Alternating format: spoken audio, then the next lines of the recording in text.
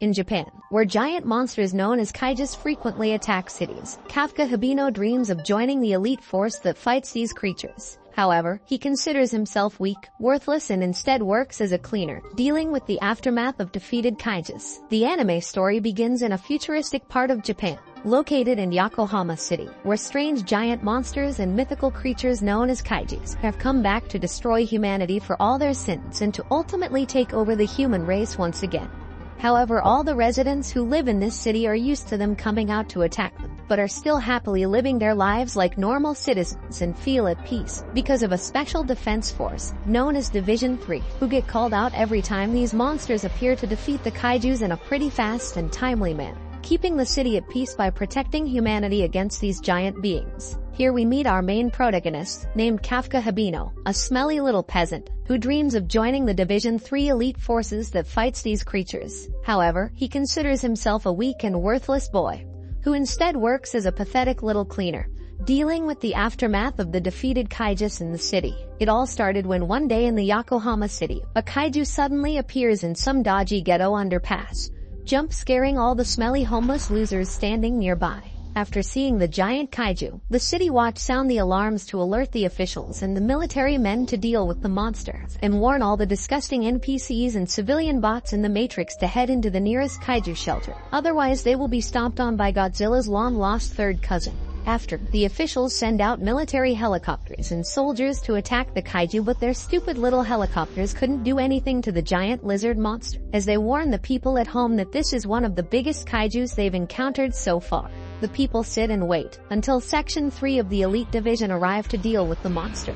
And here we see Mina Ashira, a female soldier who is wearing a mask, and makes a dramatic entrance by leaping from a helicopter armed with an assault rifle. Other soldiers join alongside her, engaging the kaiju to distract it, and wall running on giant skyscrapers like some Mirror's Edge type While the soldiers keep the monster occupied, Mina Ashiro takes the best opportunity and aims down sight with a special weapon designed to target right at the kaiju's heart. With precise aim, she fires, causing the monster to explode into pieces, ultimately saving the city from any further destruction. After the big fight, Kafka and his crew, the sweepers, roll in to clean up the mess left by the kaiju. Kafka, a guy who dreams of joining the top-notch defense corps, watches from afar while chomping on a burger. While the defense corps gets all the cheers for their win, Kafka and his team, who have to deal with the aftermath, get no love or admiration. Kafka strolls past them, feeling bitter that his crew's tough job of cleaning up the city's mess never gets any praise. As they start cutting up the kaiju's body,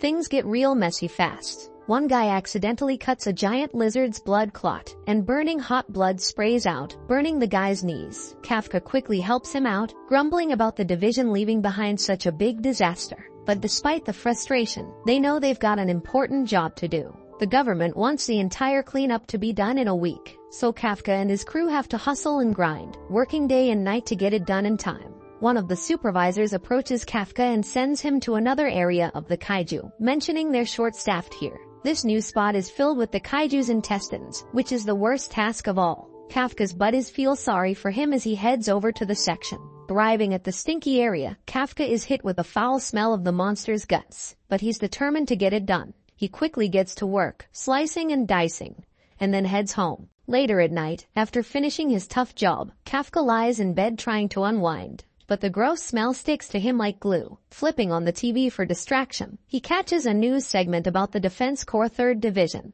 They're singing praises for Captain Mina, who, at just 27, has taken down over 100 kaijus, making her a top fighter in the country. Kafka's overwhelmed by Mina's success as they used to be close friends when they were younger, and he was the one who inspired her to join the fight against the kaijus. Back then, Mina was a scaredy cat until Kafka's words gave her courage. Now, she's living the dream while Kafka's stuck as a simple 9-to-5 sweeper, cleaning up after dead monsters that his childhood crush leaves behind on the battlefield. So bro crashes out and still can't believe he's not an important soldier like Mina.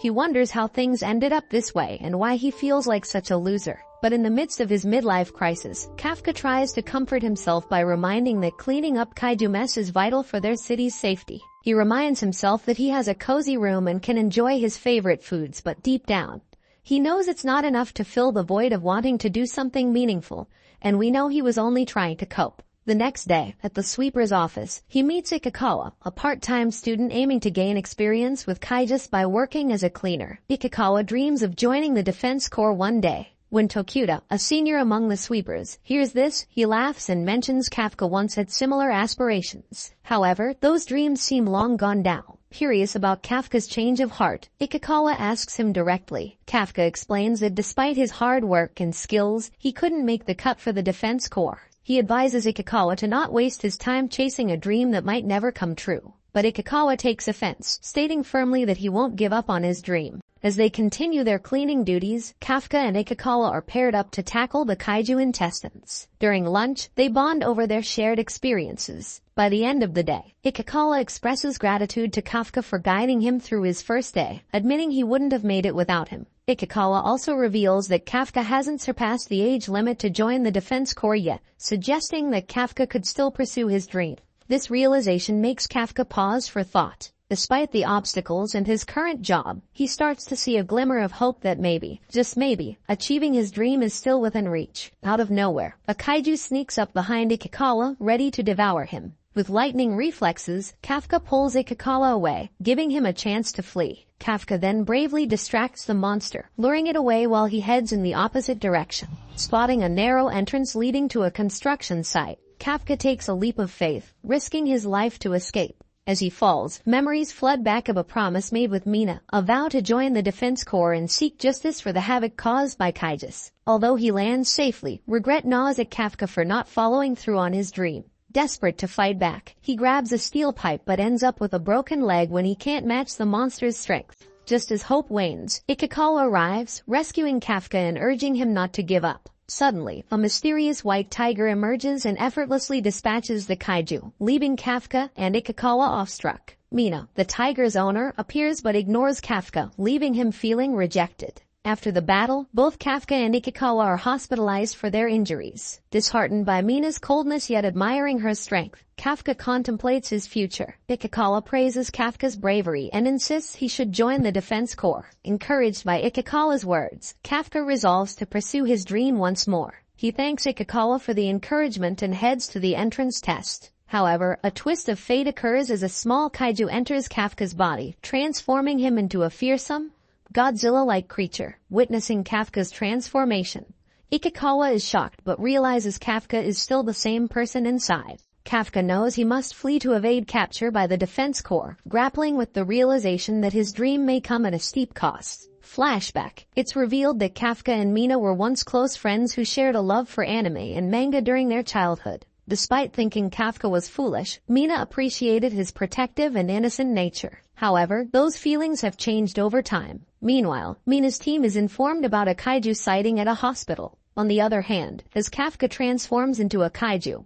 he unintentionally terrifies patients, and Ikikawa tries to calm them down. But things take a turn for the worse when Kafka accidentally destroys a hospital wall, revealing his super strength and alarming everyone. In a bid to escape the defense corps, Ikikawa urges Kafka to flee through a window, jumping out himself to encourage Kafka to follow suit. On the opposite side, Mina's team realizes that the kaiju they were pursuing has escaped from the hospital and rushes to intercept it. Back at the hospital, Ikikawa is shocked to see Kafka further mutate, using a parasitic tongue to catch and eat a bird. Although Kafka reverts to his original form, he warns Ikikawa of more trouble ahead. In a bizarre moment, Kafka expresses the need to urinate, causing Ikikawa to remind him of his lack of appropriate anatomy. Despite this oddity, they focus on finding a way to escape the city and evade getting captured or worse, killed by Mina and her team. Although Ikikawa cheers him on, Kafka is dejected and thinks no lady would marry him because of his piss nipples. When he learns that the defense corps battles monsters much like him, he becomes overwhelmed with regret and reconsiders joining. Behind a sealed building, Kafka and Ikikawa take cover, but a fresh kaiju breaks through the surface. Ikikawa advises hiding while the defense corps handles the new threat. But Kafka wants to confront it. Kafka is saddened when a girl's entire family is destroyed by a kaiju. A little girl rescues her mother from a monster that is killing her. When Kafka shows up, he throws a strong blow that drives the monster away. The girl approaches Kafka for assistance after realizing his generosity. Ikikawa is given the task by Kafka of escorting the mother and child to safety. Kafka gives the creature a vicious uppercut that causes it to erupt in blood. Recalling their past, the little girl praises Kafka for saving their lives. When Kafka transforms back into a human, Mina and her group discover only bloodstains. The young girl, thinking he was a hero, tells of witnessing a regular-sized kaiju destroy the monster with a single uppercut.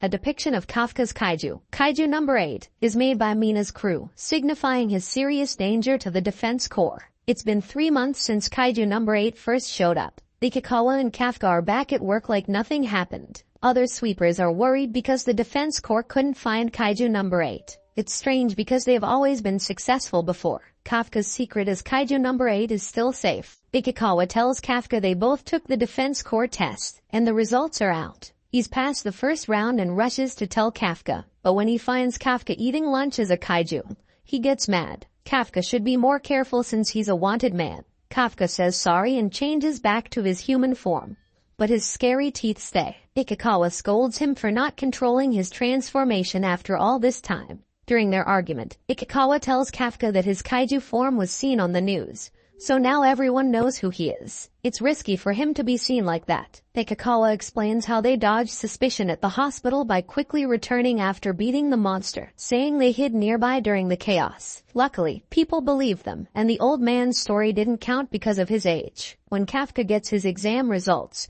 he doesn't seem too excited, which surprises Ikikawa. Kafka explains that he always passes the first rounds, so it's no big deal for him. He proudly admits that he only ever fails in the second round, but now he's confident that his new powers will help him succeed. However, Ikikawa doubts Kafka will be able to use his powers in the second round, as experienced Defense Corps officers will be keeping a close eye on the exams. Despite the challenges, Kafka is determined to give it his all, seeing it as his last chance to catch up to his old friend Mina. With both sweepers now aiming to pass the second round, they see themselves as rivals and start preparing for the upcoming challenge. However, Kafka accidentally reveals his kaiju form while trying to open a bottle, leading Ikikawa to realize that Kafka's tendency to cheat might cause trouble in the second round. 10 days later, the second round of the Defense Force selection test takes place at the West Tokyo venue. Ikikawa and Kafka arrive, amazed by the size of the Defense Force headquarters. Soldiers are scattered everywhere, making Kafka nervous about accidentally transforming and getting caught. As more candidates show up, Kafka notices a diverse group, including a guy with pink hair riding a bike, a green-haired person who looks homeless, and a blonde wearing tracksuits. They inspire Kafka to give his best against these younger rivals. However, his attention is drawn to a wealthy young woman with 2 ponytails and her own butler.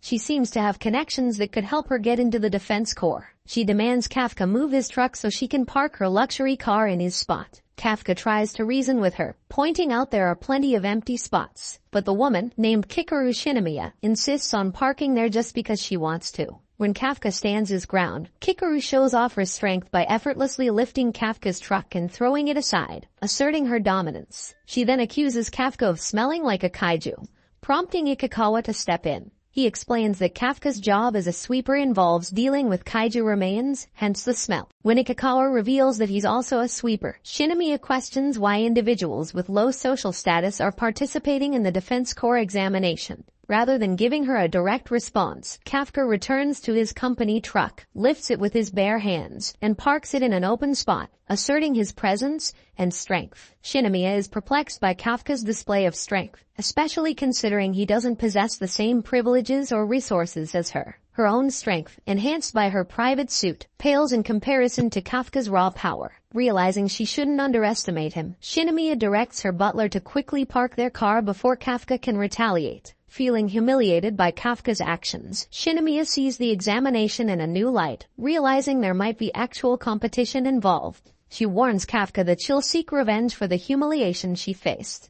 As Shinomiya leaves for the test hall with her entourage, Ikikawa becomes furious with Kafka for showing off his powers to her. He emphasizes the danger of Kafka's reckless behavior, warning that if anyone discovers his secret, he could face severe consequences from the Defense Corps or even become a government lab experiment. Realizing his mistake, Kafka apologizes to Ikikawa and promises to be more cautious in the future, understanding the gravity of his actions. Determined to pass the test at any cost, Kafka and Ikikawa enter the Defense Corps Examination Center. The second round begins with physical tests, where Kafka struggles in his human form despite his hard work over the past few months. Barely managing to finish the test, Kafka learns from Ikikawa that the next part will be a fitness and aptitude test. Recognizing not everyone has the talent for aptitude, Ikikawa advises Kafka to give his all in the fitness test.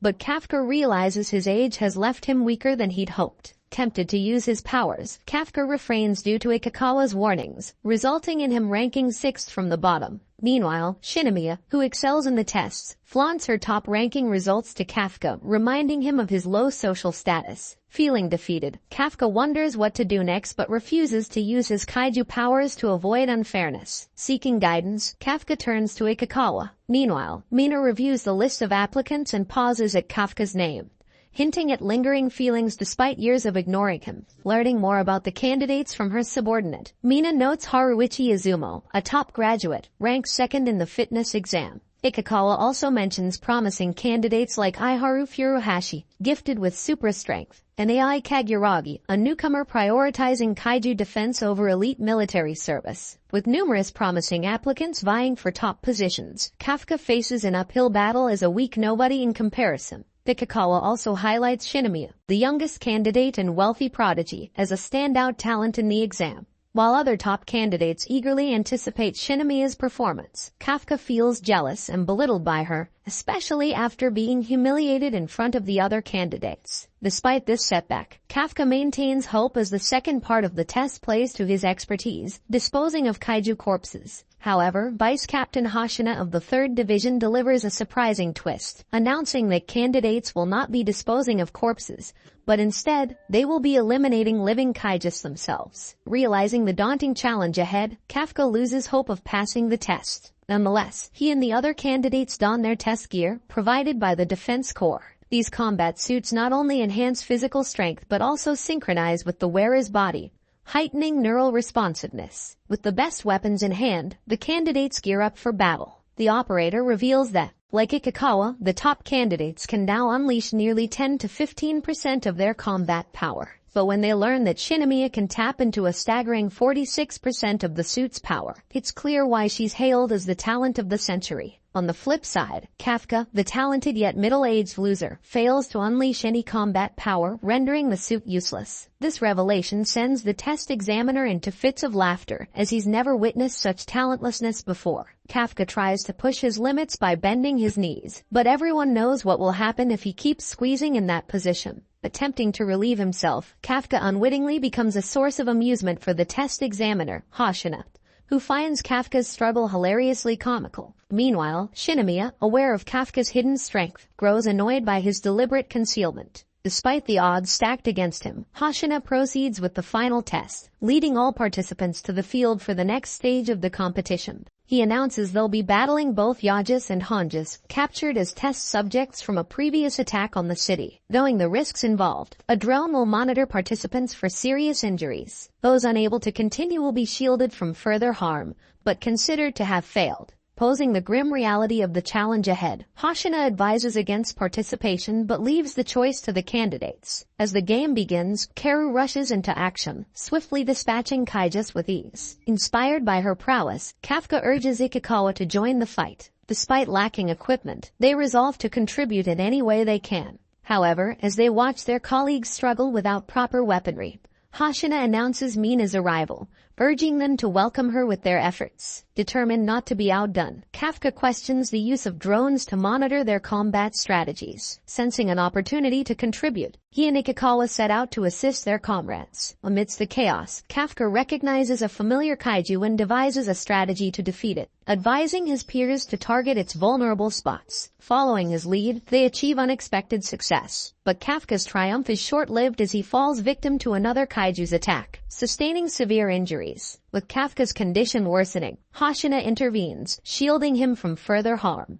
Despite his humorous demeanor, Hoshina remarks on Kafka's weakness, noting his impending failure in the competition. As Kafka faces imminent danger, a gunshot from behind kills the kaiju, saving him from embarrassment. Surprisingly, his savior is none other than Shinomiya, who coldly instructs him to remain on the ground like the coward she perceives him to be. While Shinomiya proceeds to eliminate other kaijus, Vice Captain Hoshina informs Kafka of his grave injuries, a broken spine, failing organs, and weak legs. Despite being given the option to give up, Kafka reflects on his journey and resolves not to surrender. Determined to stand strong beside the person he admires, he refuses to let himself be defeated any longer. Drawing strength from his determination, Kafka defies the odds and struggles to stand, surprising everyone with his newfound resolve. Though his legs are broken and his body weak, he refuses to yield. Witnessing Kafka's determination, Hoshina and others are shocked but wary of the risks. Despite the warnings of internal bleeding and potential loss, Kafka insists on continuing the competition,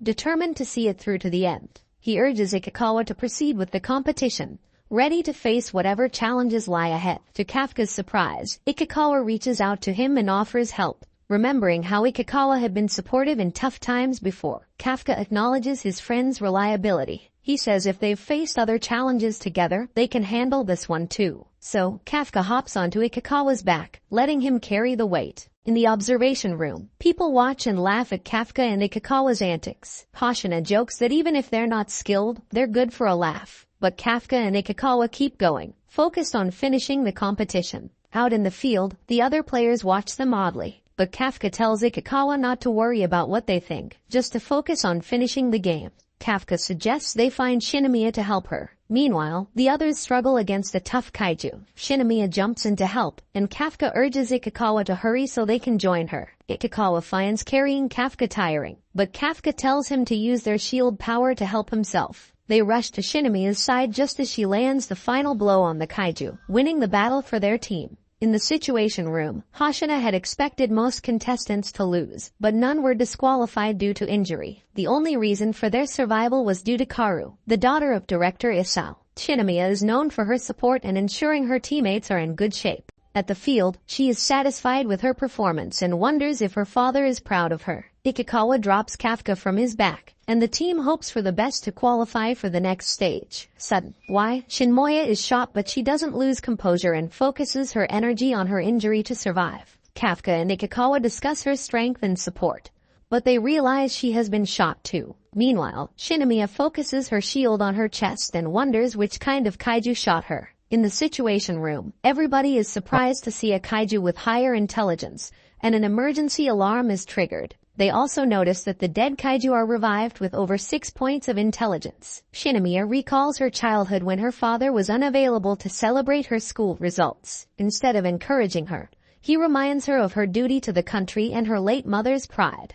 She takes an oath to keep moving until she subdues the kaiju, unintentionally dropping the gun from her hand. She realizes that her bones have broken into pieces, meaning she cannot continue. Examiners send aerial support to help Shinomiya, who is amazed by the kaiju's amazing regenerative abilities. The lead analyst notices the kaiju gathering energy, ready to unleash a devastating attack on Shinomiya. She urgently informs Mina and Hoshina, who rush to her aid. Sadly, they arrive too late, and Shinomiya resigns herself to her fate, apologizing to her father for her perceived failure. Just as she's about to be struck down by the kaiju, Kafka arrives in the nick of time, urging her not to give up. Kafka reveals his true form, transforming into a kaiju to confront the monster. Meanwhile, the other candidates continue their fight against the relentless kaijus, evacuating the area as they battle. Ikikawa worries about Kafka's safety, fearing the defense corps will target him once they see him in his kaiju form. Ikikawa reveals that Kafka rushed to Shinomiya's aid upon learning of her peril, without consulting him. Shinomiya is stunned to learn that the old man she'd been teasing is actually a kaiju. Kafka, in his formidable form, kneels before her, pleading with her not to expose his secret to the defense corps, fearing their reprisal. As they speak, the kaiju attempts to disrupt their conversation with an energy blast, but Kafka effortlessly deflects it, showcasing his immense power. Kafka, aware of the monster's unstoppable nature, promises to explain everything to Shinomiya once he's done dealing with it. The lead analyst detects a surge of energy that is impossible for a kaiju to generate, leading her to suspect kaiju number 8. Sohena, however, dismisses this as a system glitch. Kafka uses super mode to reduce the kaiju to nothingness, leaving Shinomiya in awe. He removes all nearby kaijus and reaffirms his plea not to report him to the Defense Corp. Ikikawa arrives, causing Shinomiya to faint due to excess blood loss. Sohena and Mina arrive at the location, where the monsters are reduced to nothingness, causing them to question the culprits. However, the investigation is over, and their main priority is the examinee's safety. They are relieved to find Shinomiya safely back at the base. Mina issues an investigation unit to investigate the kaiju's actions and heads with Hoshina to other locations to eliminate the remaining kaijus. As the examination concludes, Kafka is transferred to the Defense Corp hospital, despite his minor injuries. Ikikawa visits him and shares that Shinomiya is recovering well, needing only treatment for her broken arm. Mina, overhearing their conversation, surprises both Kafka and Ikikawa with her visit. Despite her high rank in the Defense Corp, Mina thanks Kafka for rescuing Shinomiya, saluting him in honor before leaving.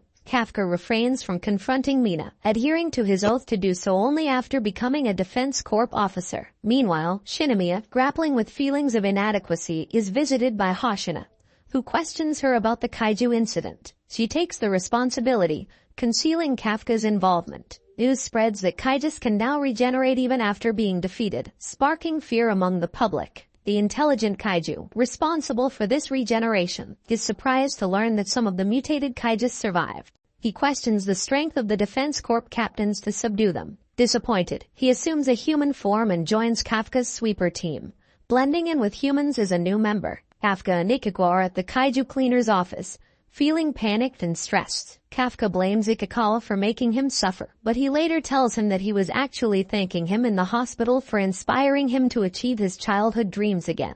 Their boss informs them that they just received their exam results, and they are unsure if Kafka will be able to keep his promise with Mina and join her or fail again. A few days later, all newly passed members of the Defense Corps are gathered for their induction ceremony. Izumo congratulates Ai for passing the exam, but Kafka is missing. Shinomiya arrives and is congratulated for passing first in their class. Izumo accepts defeat and plans to aim for rank 1. Shimiya accidentally bumps into Ikikawa and introduces themselves. She recalls being with Kafka during the exam and asks if he failed. However, before Ikikawa can reply, Captain Mina enters the room and announces that the 27 recruits are now officers of the Defense Corps. Shinomiya promises to give their life for their mission and salutes Captain Mina before dismissing her. Mina addresses Shinomiya and thanks her for her help during the incident in the exam. But Shinomiya, feeling guilty for not being the one who defeated the kaiju, is surprised to find out that Kafka saved her life, and she is worried about him. She is determined to find out more about Kafka's kaiju form, and just then, Kafka interrupts the ceremony,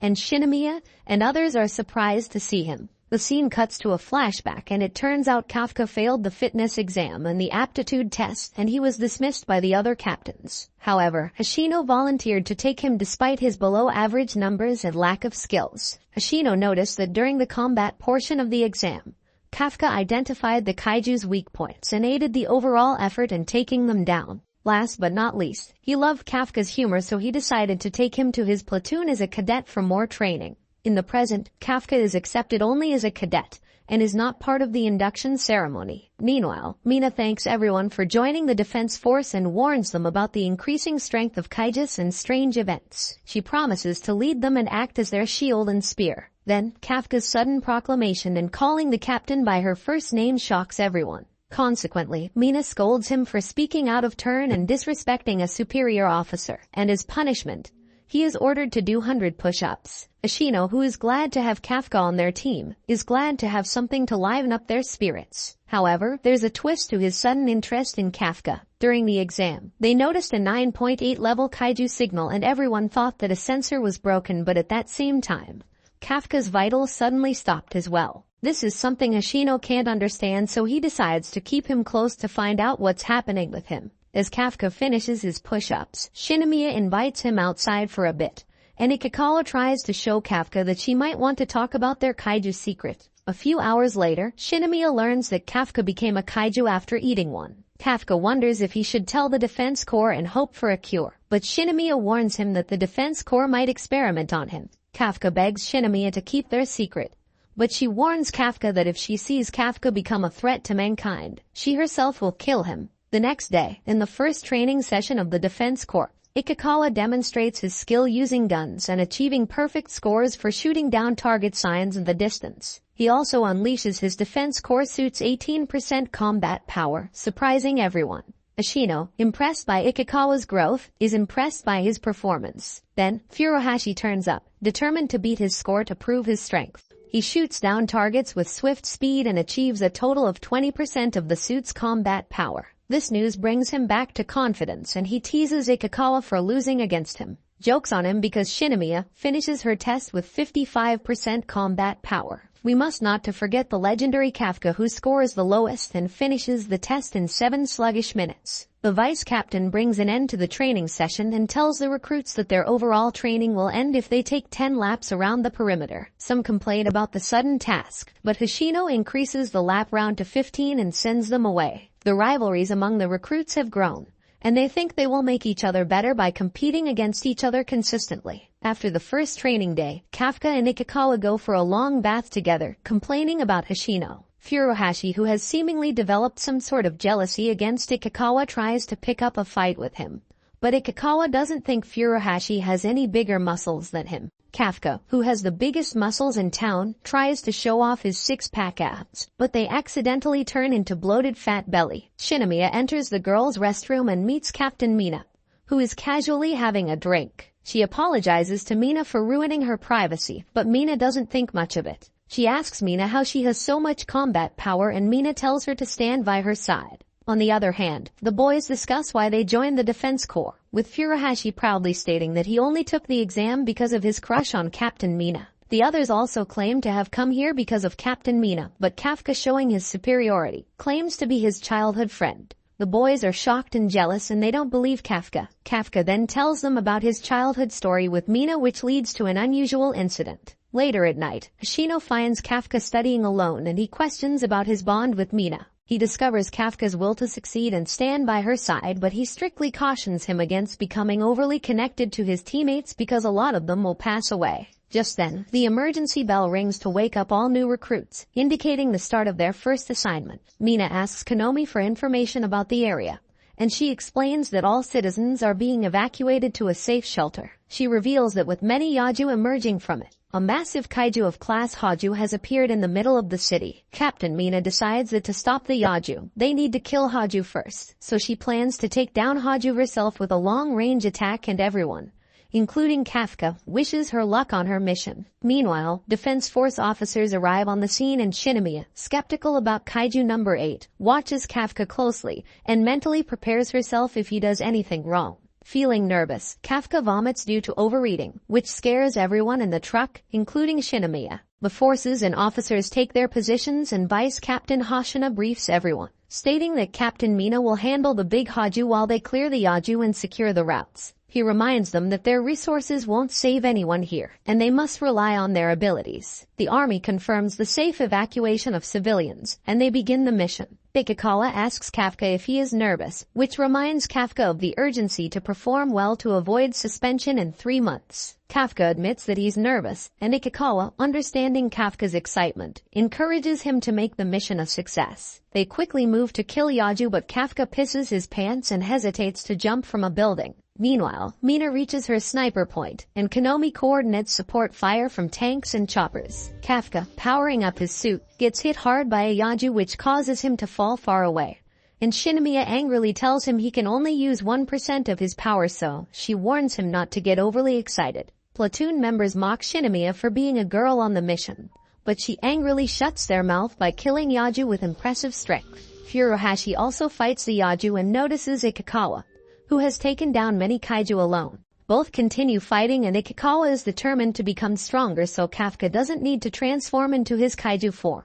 On the other side, AI and Izumo are also engaged in battle, and while they are finishing off the Yaju, the platoon group leader, Nakanishima, observes and comments on the new officer's strength. She remarks that she had heard about their skills but didn't realize how strong they truly were. AI tells Izumo that he has killed 6 kaiju, to which Izumo responds that he had helped trap them. Nakanoshima finds them cute and wishes to be their sugar mommy, but her team members remind her they are discussing their combat skills, not their looks. Feeling useless, Kafka monitors the situation on his screen and notes everyone's excellent performance. Determined to contribute meaningfully, he recalls that kaiju have weak points and decides to investigate. Examining the body of a dead Yaju, Kafka contacts Captain Hoshina and reveals he has identified the Yaju's source, which can make them easier to kill. He also informs Hoshina that Yaju must be killed quickly as they can create something else before dying. Hoshina shares this information with Konomi, who disseminates it to everyone. He then praises Kafka for his hard work, which motivates him further, and he resolves to eliminate the Yaju's source and help Mina. Suddenly, a huge blast occurs behind him, prompting orders for the air forces to withdraw as Captain Mina prepares to finish off the Haju. Mina reaches her position and targets the large Haju with her gun. Determined to show her true power, she asks Konomi to give the fire order and powers up her combat power to 96%. She then attacks the Haju and creates a hole in its body, which shocks everyone. She fires a second shot, destroys the kaiju's vitals, and a third shot, which finally kills it. Despite Konomi's assurance that the kaiju is dead, Mina insists on a fourth shot and completely obliterates the monster, while Kafka is deeply impressed by her unmatched power. Hoshina approaches Kafka and encourages him to become as strong as Mina if he wants to fight alongside her. Kafka asks Hoshina if he can match Mina's feat, to which Hoshina admits he obviously cannot. He explains that his strength lies in killing long-range masters, but is effective against anyone in close range. As Hoshina speaks, a kaiju appears behind him and Kafka immediately readies his weapon. However, Hoshina swiftly draws his katana and kills the kaiju instantly, which makes Kafka marvel at the katana's speed, emphasizing the importance of customized weapons for captains and vice-captains. Hoshina then explains that his family is a renowned ninja clan specializing in kaiju hunting. He tells Kafka that they must now address the remaining issue and explains that although they killed the Haju, the Yaju it created are still a significant threat. On the other hand, the Yaju begin entering the city and Hoshina declares the mission's importance and rallies the team. Meanwhile, Nakanoshima, noting that the new officers are performing well, with even the regular officers using their combat power effectively, approaches Izumo and AI. Some are exceptionally strong and have the potential to reach the next level. Ikikawa, performing well himself, kills another kaiju, while Furuhashi, despite his extensive training, feels worthless. Joins Ikikawa in pushing forward to finish off the Yaju. They encounter a member of the cleaner group near a dead kaiju, and Ikikawa questions the cleaner's presence since the disposal team hasn't been summoned. The cleaner, sensing that there might be someone who knows everything about kaiju and must be dealt with, turns back and asks if they know about him, leaving Ikikawa and Furuhashi shocked as they realize the cleaner might actually be a kaiju in disguise. Ikikawa instinctively warns Furuhashi to duck, and as the kaiju man mutates and attacks, he hits Furuhashi, who despite the Defense Corps suit's protective powers starts bleeding heavily. Meanwhile, the kaiju man, still adapting to his human form, expresses frustration over his imperfect aim, as Furuhashi screams in pain and struggles to stop the bleeding. Ikikawa urges him to use the suit's power to stabilize. Furthermore, Ikikawa quickly deduces that their opponent is not a human-turned kaiju but a kaiju mimicking human form, and reveals that this kaiju was responsible for incapacitating their top recruit, Shinomiya. Although the kaiju man initially plans to leave, he decides to capture Ikikawa or Furuhashi for experiments, valuing them as precious Defense Force officers. Realizing the severity of their situation, Ikikawa tries to contact their platoon leader. However, he finds that the kaiju man has already sabotaged their communicator. The kaiju man reveals that he has not only tampered with Ikikawa's communicator, but also made the entire area undetectable, thereby ensuring no outside interference. According to him, this trick helps him stay hidden among humans and hunt them effectively. He then targets Ikikawa again. However, Ikikawa skillfully dodges the attacks until he is eventually forced to his knees and struggles to move. Nonetheless, recalling Shinomiya's warning about the kaiju man's finger shooting ability, Ikikawa manages to dodge by anticipating his movements. Consequently, feeling confident, he fights back with his ice bullets while telling Furuhashi to escape and inform others about the kaiju humanoid. Reluctantly, Furuhashi runs and leaves Ikikawa to face the kaiju man alone. Nevertheless, Ikikawa, knowing he stands little chance, continues to fight in order to buy time for Furuhashi. Meanwhile, Furuhashi wrestles with feelings of being useless and wonders why Ikikawa would save him and how he can face such a powerful kaiju lord. As he reflects on his journey, he realizes that despite his efforts to become stronger and stand beside Captain Mina, he hasn't progressed as much as Ikikawa, who was never supposed to surpass him or the other top recruits. While Ikikawa continues his assault on the kaiju man, the kaiju man realizes that Ikikawa, given his composed reaction to seeing this new type of humanoid kaiju, must know something about him. Consequently, the kaiju man attacks using his 4 arms simultaneously, and leaves Ikikawa unable to dodge. However, since Furuhashi was previously told to run, he returns and takes the hit, thus saving Ikikawa. As Furuhashi reflects on his history of needing to be saved first by Mina, and then by Ikikawa, he declares that he no longer wants to be saved and insists on being a self-proclaimed hero of his own story. Amused by their drama, the kaiju man remarks that no one can leave his confined space without his permission. Realizing they have no escape, the 2 defense force fighters prepare to fight for their lives. Furuhashi lands a shot on the kaiju man using lightning bullets, which prompts the kaiju man to target him first. However, Furuhashi has learned to dodge his attacks. Meanwhile, Ikikawa unleashes the maximum power from his weapon, but despite his efforts, the kaiju man summons a wall of corpses to shield himself, which makes Ikikawa unconscious. On the other side, Hoshino learns from Ikikawa's platoon leader that both Ikikawa and Furuhashi have gone missing.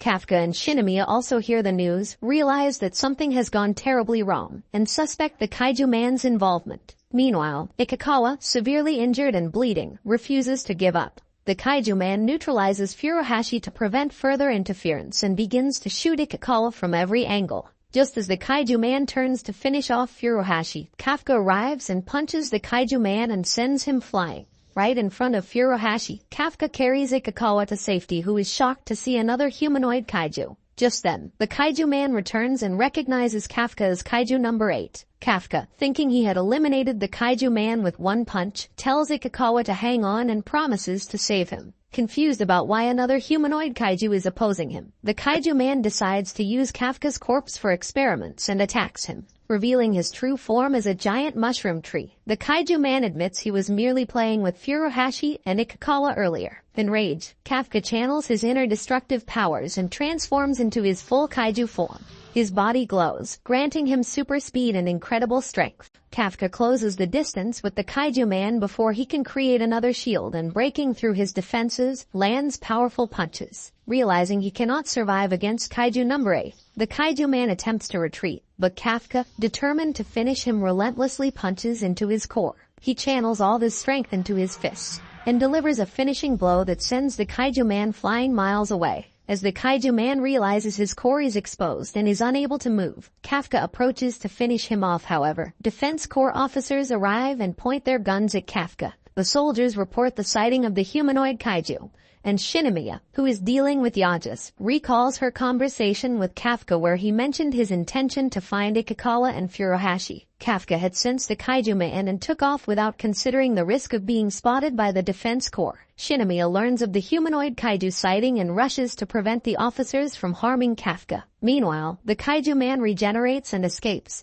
and Kafka, unable to move due to the officers' guns, also makes his escape. He transforms back into his human form in a narrow alley, but Hoshino, having chased him, informs his comrades that he has located kaiju number 8. Before Kafka can explain, Hoshino unleashes 92% of his suit's power and declares that he will now neutralize kaiju number 8. Glowing with an immense aura, Hoshino confronts Kafka, who realizes he can't attack without risking Hoshino's death. As Kafka prepares for the fight, blood erupts from his chest, and Hoshino, high in the air, descends with deadly speed. Kafka dodges a massive impact crater but struggles to evade Hoshino's fast, precise attacks, which inflict several wounds. Kafka retreats into a narrow alley, but Hoshino pursues effortlessly, severing Kafka's hand and slicing his chest to expose his core. Kafka regenerates but is drained by the effort. As Hoshino continues his relentless assault, Kafka blocks several blows, sensing Hoshino's impressive strength and fortitude, which Hoshino estimates as a Daijuku level 8. Hoshino prepares a new attack, launches 2 barely visible slashes that cut Kafka's knee and severs his leg.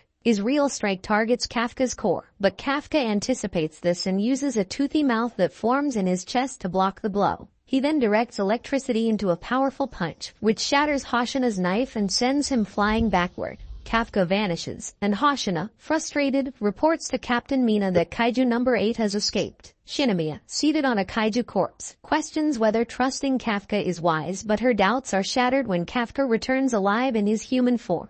She smiles but scolds him for failing to kill the humanoid kaiju. Kafka, apologizing, tries to find the injured Ikikawa, but Shinomiya stops him and explains that the kaiju core is using its technology to heal. She continues to chastise Kafka for fighting Hoshina. Meanwhile, Mina finds Hoshina deep in thought. Hoshina reveals that Kaiju number 8 is likely a Daikeiju, the first in 5 years, and questions why the kaiju attacked his weapon instead of him. Mina advises him not to overthink it, as their mission is to eliminate all kaiju. Jira's message then identifies the kaiju attacking Ikikawa and Furuhashi as the same one from their exam site. The kaiju, now in human form, kills a driver to assume his identity and escapes, becoming known as Kaiju number 9. In the hospital, Ikikawa wakes to find Shinomiya and Kafka by his side. He thanks Kafka, but Furuhashi sees them and why Ikikawa is thanking Kafka when it was actually Kaiju number 8 who saved them. Shinomiya covers by saying they were thanking Kafka for discovering the kaiju's reproductive organs. After Ikikawa and Furuhashi are discharged, a surprise celebration party is held for their recovery and mission success. Kafka announces the meal,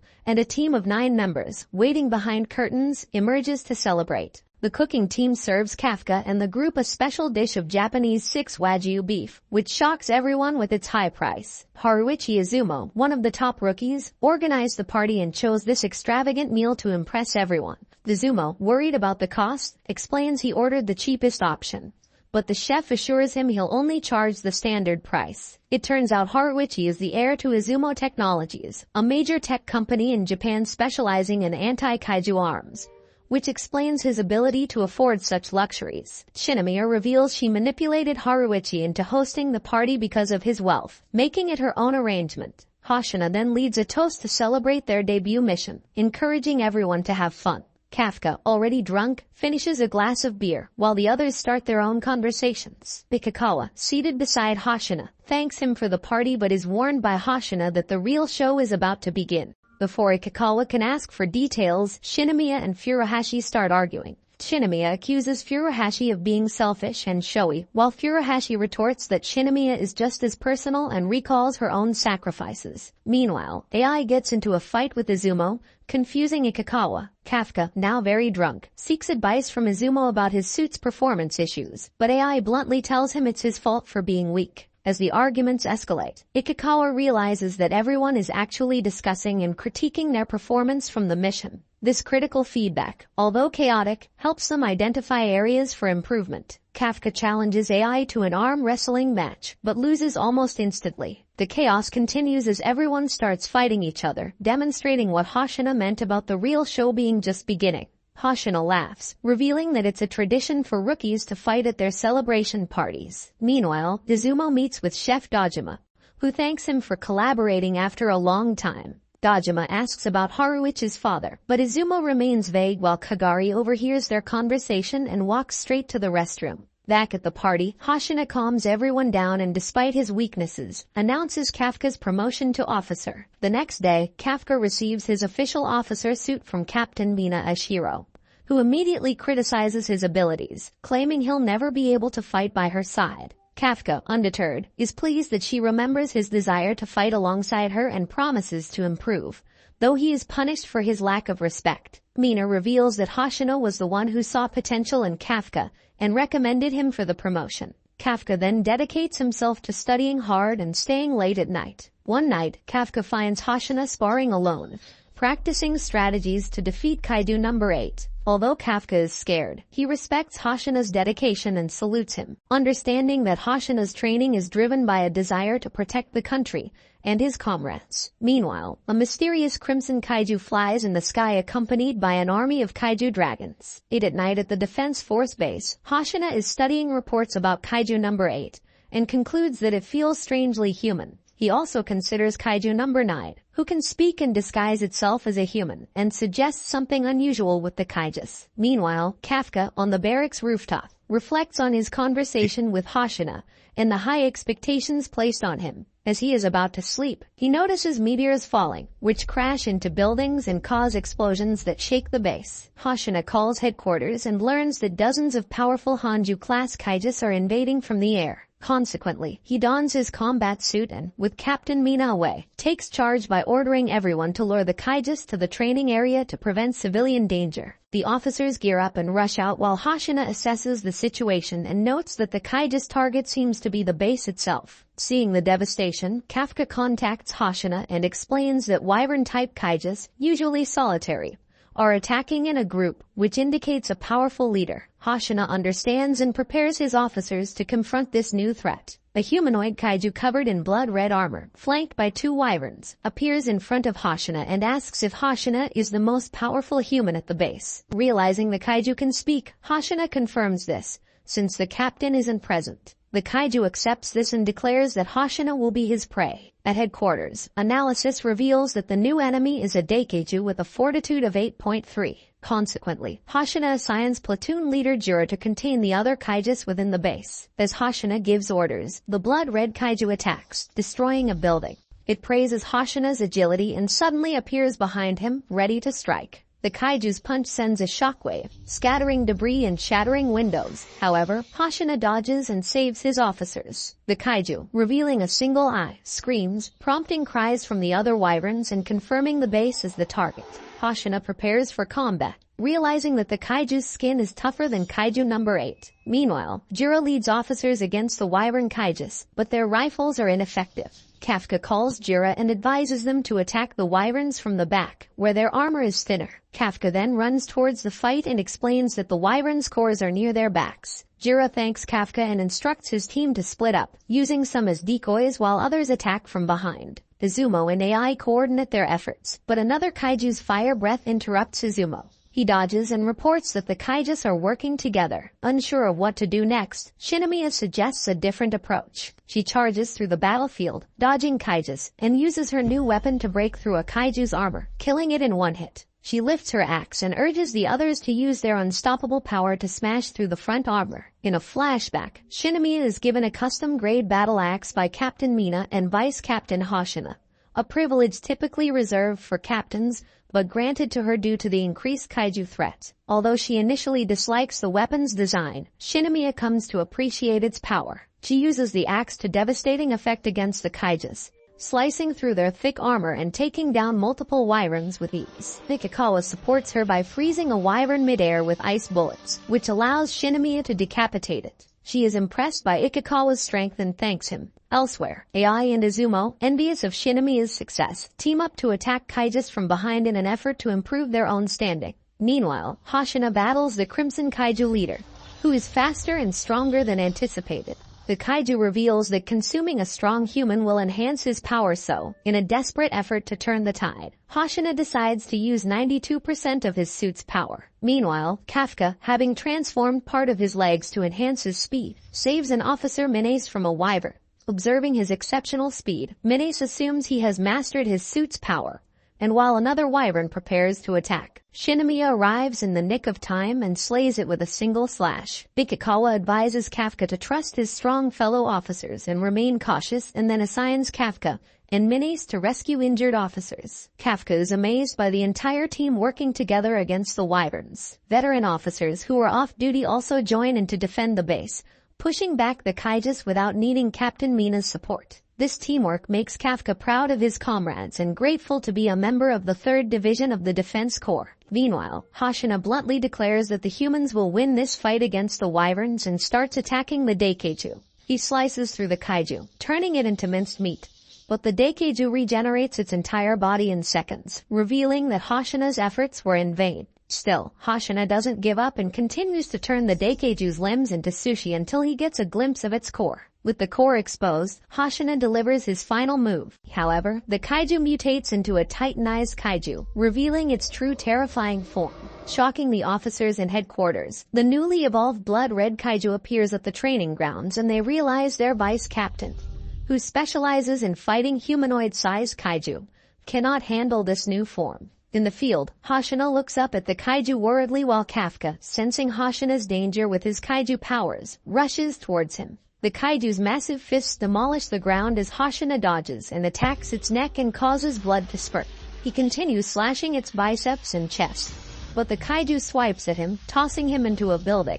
Despite the overwhelming odds, Hoshina keeps fighting, slashing at the kaiju's feet, although he knows his blades can't cut deep enough. As the kaiju adjusts its posture, Hoshina realizes he must reach the core at its back. However, he stumbles, and his suit warns him he's overheating and exceeding operational limits. Just then, a wyvern kaiju dive and self-destruct nearby, giving Hoshina a chance to use the explosions as a smokescreen. He climbs a nearby building and jumps at the kaiju, but it swats him into multiple buildings. His suit shuts off its maximum release to save his life, and Hoshina recalls his father's words about advising him to give up on joining the defense force because of being a genius in a bygone era. Regaining consciousness, Hoshina assures headquarters he's alive, thanks to his shields, but he feels like he was hit by a truck. Having lost his suit's maximum release, he stands up and thinks about his next move while headquarters informs him that civilians are nearly evacuated, and they are turning the tide against the other kaiju. Relieved, Hoshina knows he must keep fighting and ignoring warnings.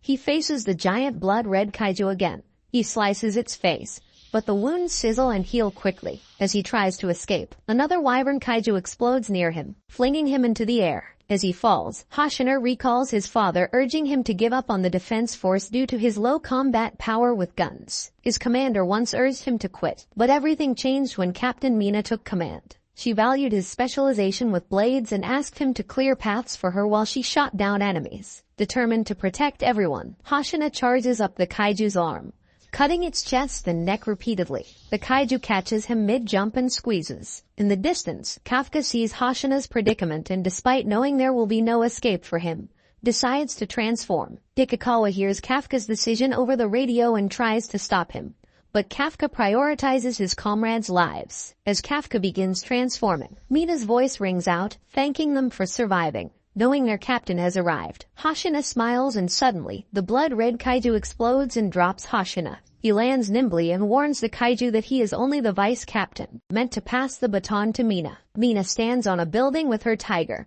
holding a smoking gun. She shoots the kaiju again, blowing off its arm. The kaiju roars and regenerates, then turns to pursue Mina, recognizing her as the biggest threat. Meanwhile, the analysis team led by Konomi discovers that the core of the Hanju is at the top of its back. She reports this to Captain Mina, who starts targeting the kaiju's back. Despite his injuries, Hoshina decides to attack the kaiju again to buy Mina time. He unleashes 63% of his suit's combat power and rushes towards the kaiju, using his fourth swordsmanship technique, the Wild Slasher, to cut down its right ankle. He continues to target the kaiju's leg, but it regenerates quickly. Exhausted and unable to move, Hoshina's suit crosses its limit. Suddenly, Shinomiya jumps into the scene with her battle axe and attacks the kaiju with all her strength. Though her attacks barely scratch the monster, she persists on Hoshina's command. As Hoshina breaks the kaiju's outer shell, Shinomiya lands a hit that makes it fall to its knees. Her suit also reaches its limit, but her efforts allow Mina to take the lead. Mina launches her cannon at the kaiju's back, exposing its core. With one bullet remaining, she aims at the Hanju,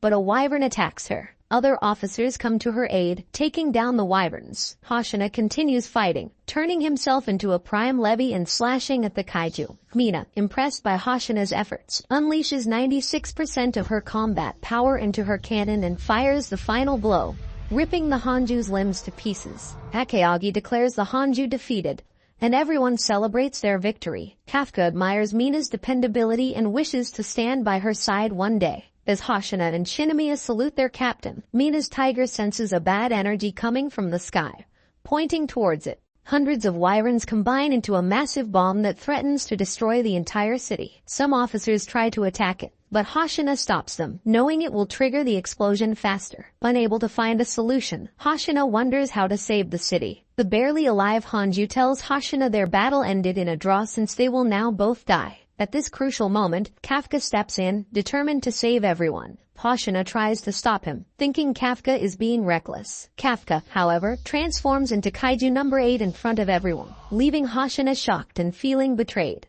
Hoshina recalls his suspicions about Kafka's inability to unleash his suit's power. But he never expected him to be a kaiju. Despite knowing his comrades will feel betrayed, Kafka realizes he must act to save them. Ignoring Ikikawa and Shinamiya's warnings about taking risks, he unleashes all his powers. Using a custom jetpack, he launches himself at the kaiju bomb. Declaring himself an officer of the 3rd Division of the Defense Force, he punches the bomb with all his strength, sending it into space, reminiscent of Iron Man's heroic act. The kaiju bomb explodes, but only the top layer of the city is destroyed. The officers remain safe on the ground, and Kafka shields them from the shock waves. Mina and her team rush towards Kafka, weapons drawn, despite him saving the city. She addresses him as Kaiju number 8, stating she must arrest him for being overpowered. The Defense Force leadership reviews footage of last night's attack and is shocked to discover a kaiju hiding as one of their officers. Deputy Director Keiji Itami wants to resolve the issue immediately, while Chief of Staff Najizaka suggests keeping it secret. Another officer proposes killing Kafka and using his kaiju abilities, but Director General Isao Shinamiya decides to have the 3rd Division hand over Kafka first. Kafka is restrained in a special prison, monitored 24/7 by officers and scientists. It has been 24 hours since Kafka's kaiju form was revealed, and recalling how kaiju body parts are used in weapons, he worries about his future. He regrets the timing, just when he started fighting alongside Mina. Just then, Mina, Hoshina, and other officers enter, announcing Kafka's transport to the Defense Force's main HQ, and Kafka tries to apologize to Hoshina, but Hoshina warns him to stay silent. As Kafka is led through the corridors, he acknowledges he deserves this for hiding his secret. Outside, more officers, including his friends Ikikawa and Shinamiya, look downcast. Kafka can't meet Ikikawa's eyes but is surprised when Ikikawa suddenly breaks out of the queue to express faith in his return.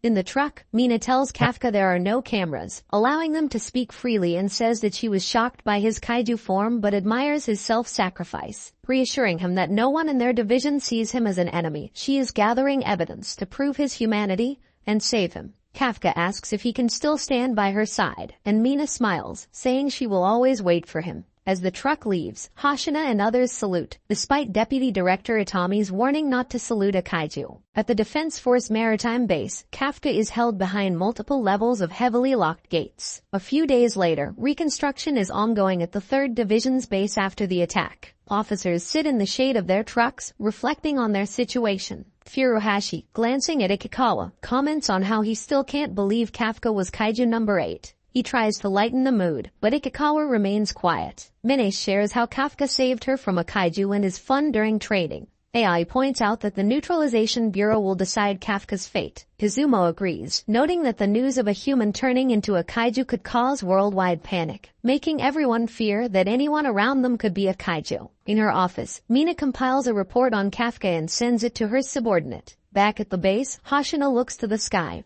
pondering their situation. A subordinate reports that the destroyed vehicles have been cleared and asks about Kafka's fate. Hoshina, while walking, says he needs Kafka back in the 3rd Division. He knows Kafka wasn't using his full strength in their past fights and wants to fight him for real next time. Meanwhile, Shinamiya stands outside the Director General's office, gathering the courage to speak to her father. She enters, salutes, and asks for Kafka to be spared, explaining how Kafka saved her life. Her father interrupts, calling her a fool, and shows her X-rays of Kafka's body, revealing a kaiju core instead of a heart. Shocked, Shinamiya insists she still wants to believe in Kafka. Kafka, meanwhile, is sealed in an underground research facility where doctors and scientists conduct tests to determine if he is human or kaiju. Tired of the tests, Kafka jokingly asks a doctor to free him, feeling sleepy but receiving no response. His frustration grows. Kafka remembers what Ikikawa told him before he was taken away, and knows that his fellow officers in the 3rd Division are waiting for his return. He hopes to share all his secrets with them if he is freed. In Captain Mina's office, she informs Ikikawa, Furuhashi, AI, and Izumo that they will be temporarily transferred to other divisions. The 3rd Division's base has almost lost all functionality, making it unsuitable for training new recruits. Moreover, the base is the most dangerous place in Japan due to the sightings of kaiju numbers 8, 9, and 10. Mina explains that the higher-ups believe more catastrophic attacks are imminent, and want the recruits to train elsewhere. Izumo suspects the real goal is to split them up because they are Kafka's closest friends. He points out that none of them are being sent to the same place, suggesting the higher-ups want to monitor them to see if they are secretly like Kafka. Furuhashi, feeling betrayed, refuses to go. Mina assures them that the decision was made before Kafka revealed himself as Kaiju number 8. Ikikawa, trusting Mina, decides to follow her decision, regardless of his teammates' opinions. Later, Izumo goes to the roof alone, considering asking his influential father for help. AI arrives, talking on the phone and asking for help to save Kafka. AI reveals he was speaking with his ex-commander from Japan's top military force. Izumo respects AI for seeking personal favors to save Kafka. Both express how precious a friend Kafka is and their desire to help him. Kafka, still locked in the research facility, wonders how to prove his humanity. Just then, Shinomiya's father, the Director General, arrives with armed officers and higher-ups. The director surprises everyone by releasing Kafka from his restraints, explaining that if Kafka were truly dangerous, he would have already broken free. This shows that Kafka wants to resolve things peacefully. After being released, Kafka pleads that he is human, but the director immediately disproves him by shooting several bullets at his face. Kafka instinctively blocks them by partially transforming his arm, and the director states that a creature who can block bullets with bare skin cannot be human. He punches Kafka in the gut, collects a blood sample, and refers to him as Kaiju number 8, which angers him.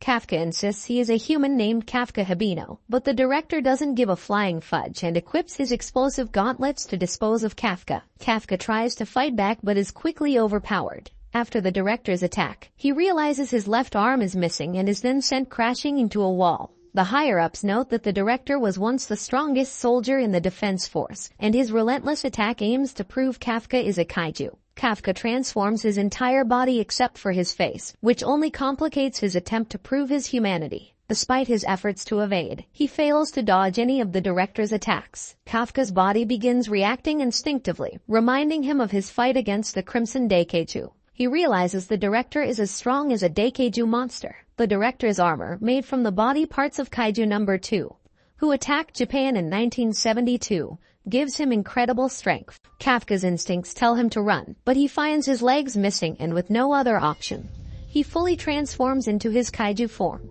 However, his transformed body goes out of control and starts acting violently. In his consciousness, Kafka encounters the original monster that entered his body and is repeatedly urging him to kill. This killing intent causes Kafka's body to attack the director with full force. At the Defense Force 3rd Division headquarters, Ikikawa, focused on increasing his strength, works out intensely while Furuhashi comments on his excessive training and questions his motivation. Ikikawa explains he wants to become strong quickly to protect Kafka in the future, not remain weak while Kafka always protects him. Ikikawa's determination inspires Furuhashi to keep pushing himself. Their platoon leaders arrive to inform them that the higher-ups will soon decide Kafka's fate, and they have all petitioned for Kafka's mercy. Meanwhile, Mina is summoned to headquarters, where she is instructed to wait as an observer while Director General Isao finishes examining Kafka. Kafka's kaiju form continues to rampage, relentlessly attacking General Isao. And despite Shinomiya's attempts to reach Kafka, his kaiju form remains uncontrollable and strikes out violently. General Isao, initially surprised by Kafka's ability to use self-destructive tactics and then regenerate, struggles to avoid Kafka's attacks. He dodges a powerful punch but is left in awe of Kafka's tactics, which defy typical human logic. Kafka's consciousness attempts to regain control, but his kaiju form continues its assault, with the general barely managing to survive and protect himself using his gauntlets. During the intense battle between Kafka and General Isao, Isao lands a powerful punch that sends Kafka crashing into a wall, causing an explosion of debris. When the dust settles, Isao notices Kafka's core is missing, having been left behind as Kafka quickly regenerates his body. Kafka had used his old body as bait to reposition himself for another attack. As Kafka and Isao clash again, their fists meet with tremendous force, creating a shockwave that shakes the entire shelter, already weakened by their previous fight. Director Itami observes that both combatants are capable of fighting a numbered kaiju on their own, but notes that Isao could have killed Kafka when he was still in his human form, suggesting that Isao might be testing Kafka's limits. This insight causes Shinomiya to recall her conversation with her father, questioning if Isao is giving Kafka a chance to survive. Meanwhile, Izumo and AI, watching from the rooftop of their devastated base, reflect on their reasons for joining the defense force. AI reveals that Kafka, not the defense force, saved him and emphasizes the importance of actions over identities. Izumo considers calling his father for help. Back at headquarters, glowing with red energy and towering over the injured Isao, Kafka's kaiju form evolves. He struggles to control his form, while Isao fights back with energy punches and gauntlet shields. Despite Isao's efforts, Kafka counters with a powerful energy breath attack, pushing Isao back and intensifying the battle. During the battle, Kafka catches General Isao and slams him into a wall, causing Isao to cough up blood. Kafka struggles internally, fearful that he might kill Isao if he doesn't regain control. As Kafka continues to slam Isao, Shinomiya watches tearfully, recalling their past conversations and grappling with the painful possibility that she might need to kill Kafka. Despite her inner conflict, she desperately shouts for Kafka to hold on. Kafka's consciousness battles against the kaiju's influence, but the kaiju tries to bite him. In a moment of despair, Kafka finds himself sinking into water and loses hope. Mina's voice reaches him, encouraging him to keep fighting. This support helps Kafka regain control. As he awakens, he unexpectedly attacks himself, causing his kaiju form to disintegrate. He collapses and faintly tries to explain to Isao that he is Kafka Hibino, not the kaiju. As Kafka lies on the ground, a sword is drawn against his neck by Captain Narumi of the 1st Division, and he questions why Isao did not request backup. After a tense discussion, the leaders of Japan's defense force, including Director Shinomiya, hold a meeting to decide Kafka's fate. They request Captain Mina's testimony due to her close relationship with Kafka since his joining the defense force, and Mina acknowledges her prior acquaintance with Kafka but denies any favoritism. Citing Kafka's previous exam failures, the leaders remain skeptical about the vice captain's role in his acceptance, suspecting that Mina might have influenced his admission. Assuring her that their decision is final and her words will not influence Kafka's fate, the eye-patched leader advises Captain Mina to provide her testimony. Mina proceeds to testify about Kafka's exemplary service in the defense force. She recounts Kafka's pivotal role in the Sagamihara neutralization operation, where his discovery of kaiju reproductive organs contributed significantly to their victory. She highlights his selfless acts, including risking his identity to save comrades, and his heroic action against Kaiju number 10.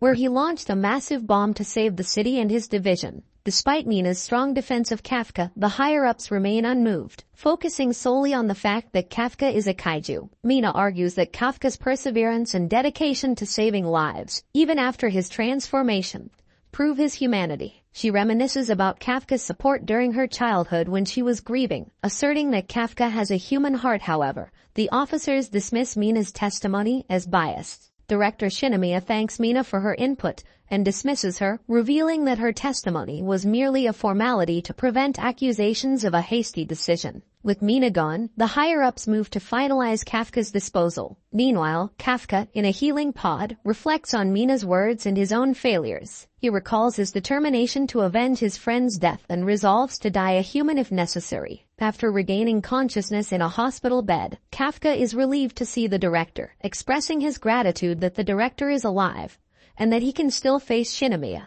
Kafka initially believes that the director has recognized him as human, but this isn't the case. The director confirms Kafka is indeed a kaiju, noting that Kafka's human heart would have been destroyed had he been fully kaiju when he inflicted self-harm in their fight. Most higher-ups oppose sparing Kafka, but the director decided to keep him alive, intending to use Kafka as a weapon against the growing kaiju threat. He demands Kafka prove his worth to justify his survival. Kafka realizes he's being kept alive as a tool, but he vows to prove himself worthy. Mina learns that Kafka will live and shares the news with Shinomiya, who is relieved but remains cautious, knowing she might have to stop Kafka if he loses control again. Kafka's comrades, including AI, Izumo, Ikikawa, and Furuhashi, are also relieved to hear that Kafka will return to the team. Hoshina anticipates further challenges, as the existence of a kaiju within the defense force will likely become public. He hopes Kafka can demonstrate his value before that happens. Exhausted, Kafka falls asleep while talking with the director, dreaming of Mina and promising to be by her side soon. Meanwhile, Kaiju number 9 is training his intellect and communicating with an undisclosed accomplice. They plan to recover Kaiju power that has fallen into human hands, signaling an impending threat. Thanks for watching, my fellow plot boys, and don't forget to subscribe for more top-notch quality anime recaps.